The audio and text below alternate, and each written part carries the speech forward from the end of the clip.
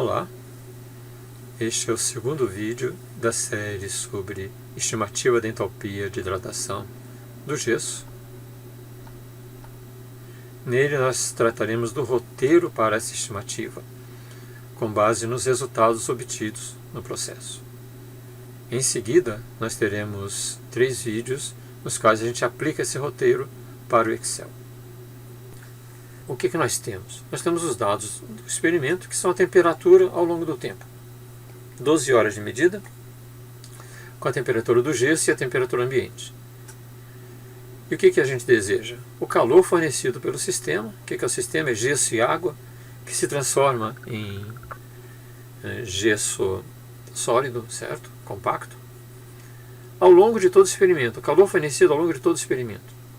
Ou seja, durante as 12 horas. Fornecido para o ambiente. Por quê? Ao longo de todo o experimento? Porque a gente tem que esperar que a temperatura volte a ser ambiente.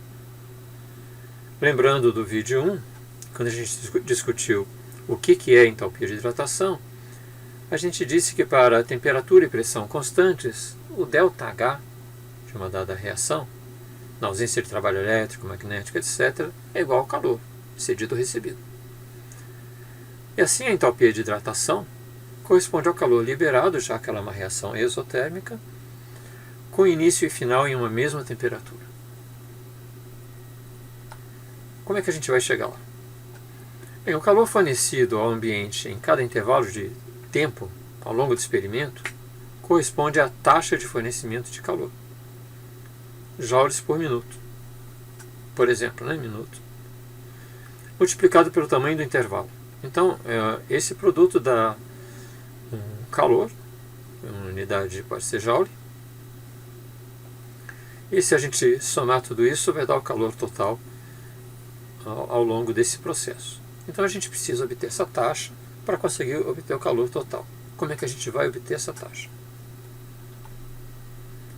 Bem, do que depende a taxa de perda de calor?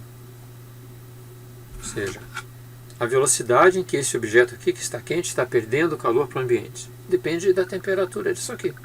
Do quanto essa temperatura é diferente da temperatura ambiente. É a base.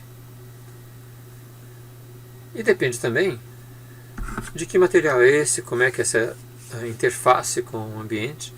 Então depende do arranjo, ou seja, no caso, paredes do Becker, ou as paredes desse copinho descartável, o isolamento de isopor, a agitação do ar que está em torno, etc. Essas últimas variáveis do arranjo, elas podem ser consideradas constantes ao longo do experimento. Eu não vou trocar o copinho durante a experiência. Então, o que varia realmente durante a experiência é a diferença de temperatura entre o gesso e o ambiente. Nós temos, então, os resultados experimentais, tá certo? Temperatura do gesso, temperatura ambiente. A diferença entre os dois é o que a gente está chamando de ΔT, em função do tempo. E a gente quer chegar nisso, taxa em função do tempo. Então a gente tem que transformar ΔT em taxa. Como é que a gente vai fazer isso? Então, vamos descrever o que acontece ao longo do experimento, em termos do gráfico obtido.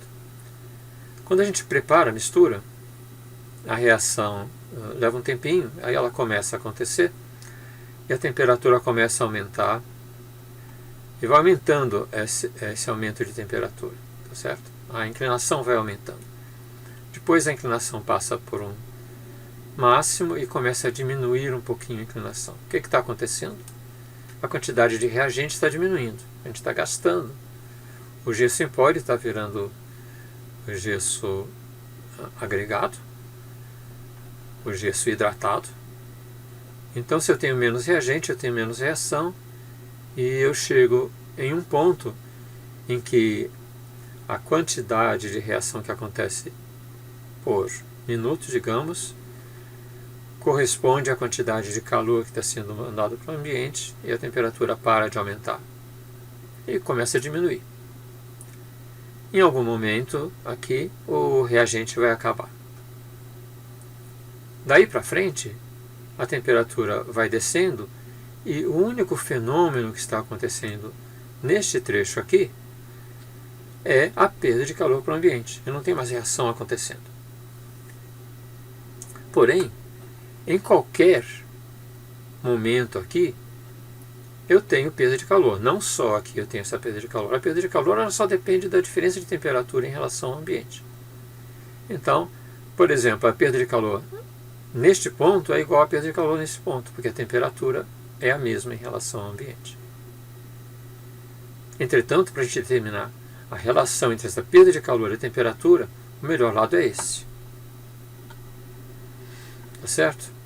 Em que trecho, então, a gente vai determinar a relação entre perda de temperatura e calor e ΔT?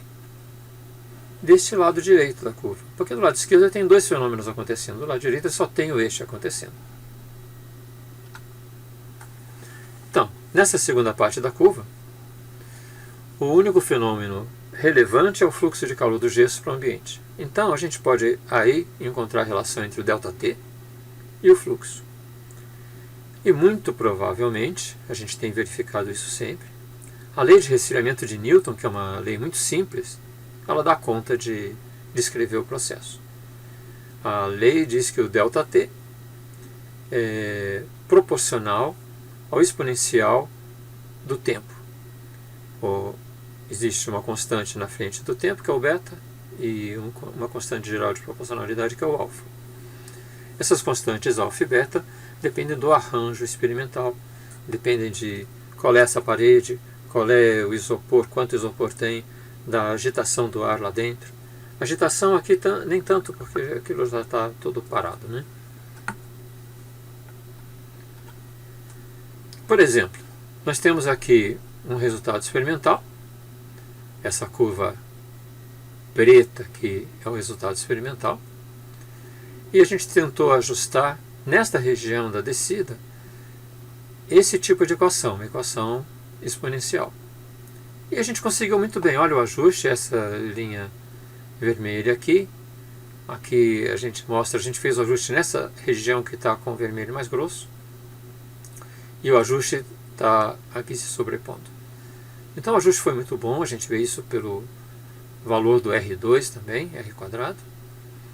Então dá para usar a lei de Newton. Certo? Então a gente consegue obter o valor de alfa e beta. Alfa 23, beta menos 0,01339. Tá, a gente sabe isso numericamente para esse experimento. Nós vamos continuar trabalhando com alfa e beta genéricos.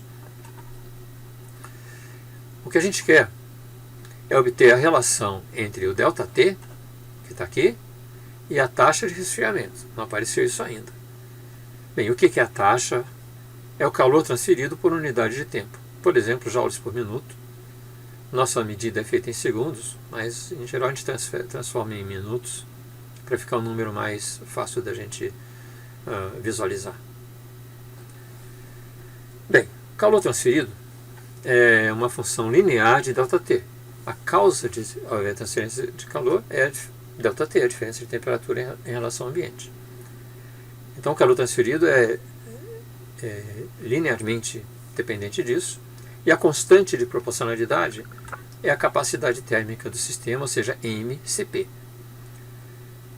M é a massa e Cp é a capacidade calorífica sob pressão constante em joule por Kelvin por grama. A taxa é a derivada do calor, que é esse calor aqui, em relação ao tempo. Então, d mCp ΔT dt. Eu posso tirar o mCp para fora, porque é constante. Então fica mCp vezes a derivada do ΔT dt. Vamos ver o que é essa derivada de ΔT dt, partindo do princípio de que isso aqui esteja obedecendo à lei do resfriamento do Newton, como a gente viu que estava acontecendo. Bem, a derivada de ΔT em relação ao tempo pode ser obtida se a gente considerar o ΔT sendo descrito pela lei de resfriamento de Newton. Então, o d ΔT dt vai ser o d do ΔT, que é alfa exponencial de beta t dt. Qual é a derivada de exponencial? Também é exponencial. Como é função de função, o beta desce para cá, permanece o alfa exponencial de beta t. Certo? Agora, o que é isso aqui? É o próprio ΔT. Então, o beta desceu, eu fiquei com beta ΔT, é a derivada. Portanto, a taxa vai ser o beta ΔT vezes o MCP. E pronto, obtivemos, era o que a gente queria. De onde é que vem o beta?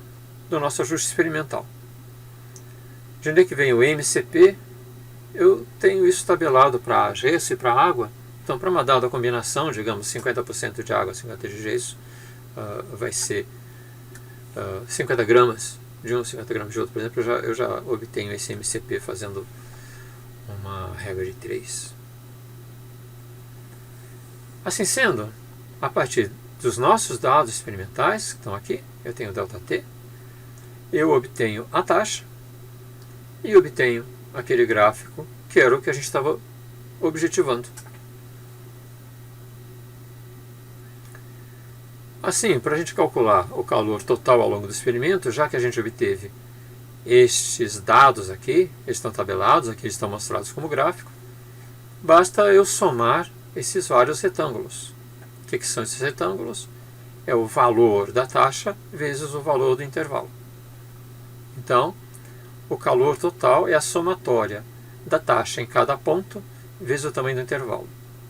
Se todos os intervalos forem iguais, o que acontece? Ele fica para fora da somatória e o Q total é o intervalo vezes a somatória das taxas em cada ponto. A variação de entalpia a gente já disse que é igual ao calor, já que a temperatura inicial é igual à temperatura final. Então, o ΔH total do gesso vai ser igual a esse calor. Isso vai estar em joules. Agora, usualmente a gente expressa os valores de ΔH de maneira específica, ou seja, ou joule por grama ou joule por mol. No caso, a gente vai fazer por grama, então a gente divide esse Q total pela massa do gesso e obtém o resultado. Pronto, é isso que a gente quer. É assim que a gente vai obter a nossa estimativa do ΔH de hidratação. Vamos pegar uns dados numéricos. Aquela curva que a gente pegou, que foi da equipe X de 2019, a gente fez o ajuste, obteve o beta está aqui. Lembra-se que o alfa vai ser desnecessário, né? O beta está aqui, menos 0,013990, está aqui o beta, a gente vai usar esse valor. A gente vai usar MCP igual a 245 joules por Kelvin. Para esse experimento aqui, esse experimento tinha 56 gramas de gesso, 44 de água, então eu multipliquei 56 pelo CP do gesso, 44 pelo CP da água, deu 245. Então eu uso esses dois, multiplico esse ΔT por essas duas constantes, obtenho essa curva aqui da taxa em função do tempo. Aí eu somo todos esses valores, obtenho um Q total de menos 4.885 joules, divido pela massa do gesso, que no caso era 56 gramas, tá certo? Aqui, deu menos 73 joules por grama. Então esse é o resultado experimental. Ele está na faixa, está dentro da faixa, da ordem de grandeza dos valores obtidos para gesso. Muito obrigado.